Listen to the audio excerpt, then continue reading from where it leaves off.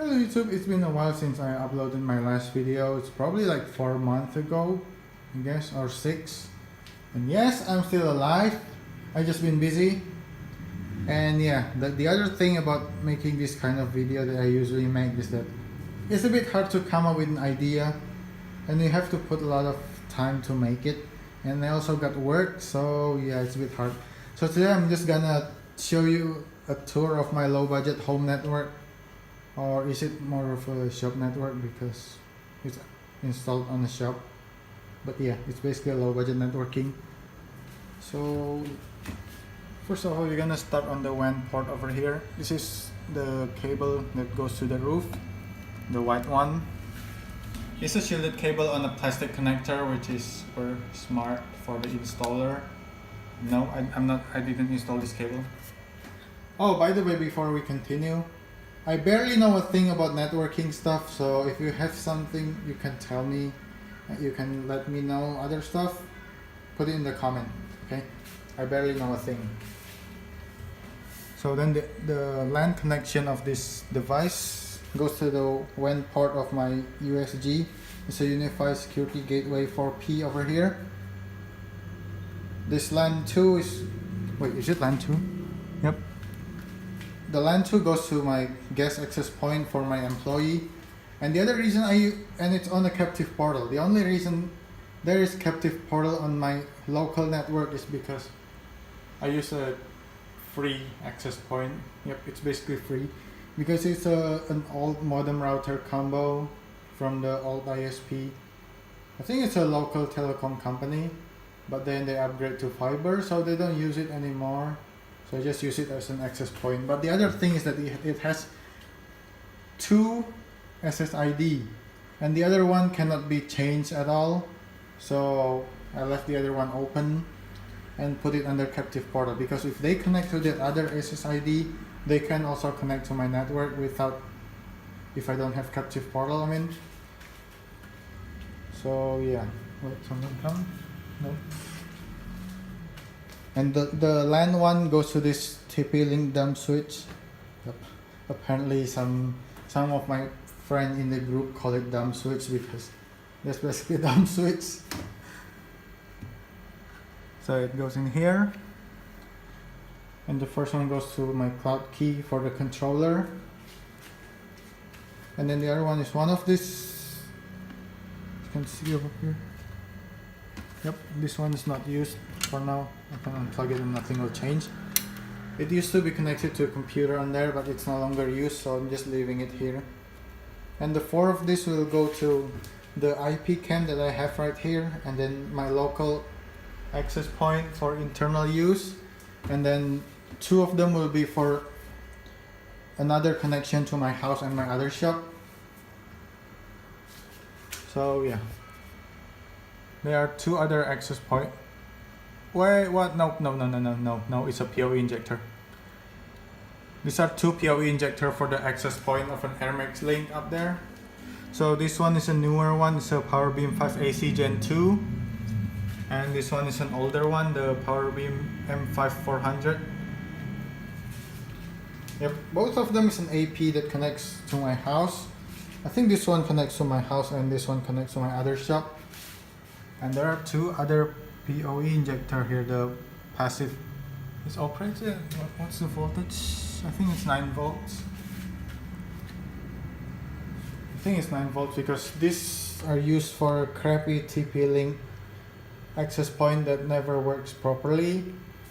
It used to be enabled as a router, but then I turn it off because it's too stupid and it requires restart every few days, which is annoying. And then all the cables goes up with the power cable here. And here I have an adapter for an IP cam.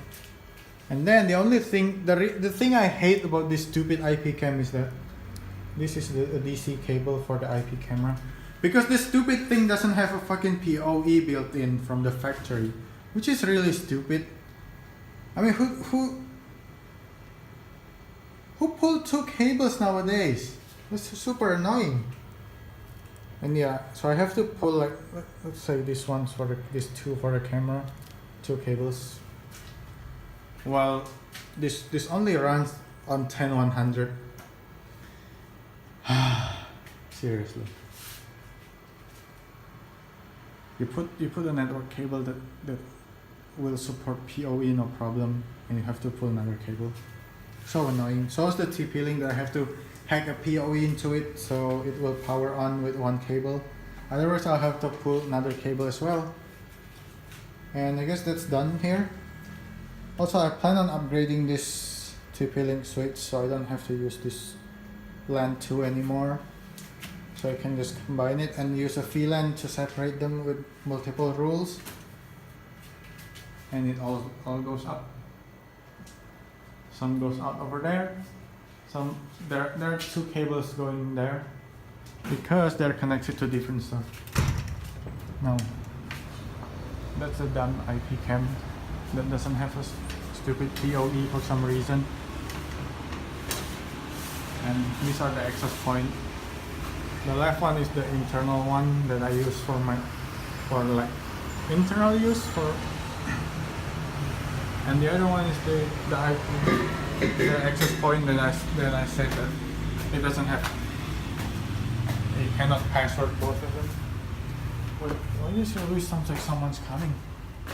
And these two cables is the cable that goes to the AP up there for the Air Max link. Now I'm gonna show you. Where is it? The two cable goes here. Oh my god, that was loud. It goes here, these two, and then is it only me or this cable actually looks like a coaxial cable? Now look at this and compare it to this. How similar is it? But this is not a coaxial cable, it's a network cable. So here I have two ETH-SP for my Air Max link. Yep, maybe not a proper installation.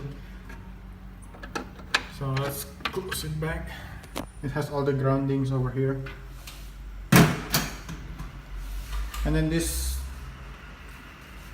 cable is the Ubiquiti Tough Cable Carrier. 30 meters for each link. It goes straight upstairs. Oh, there. It goes up. I'm gonna go upstairs.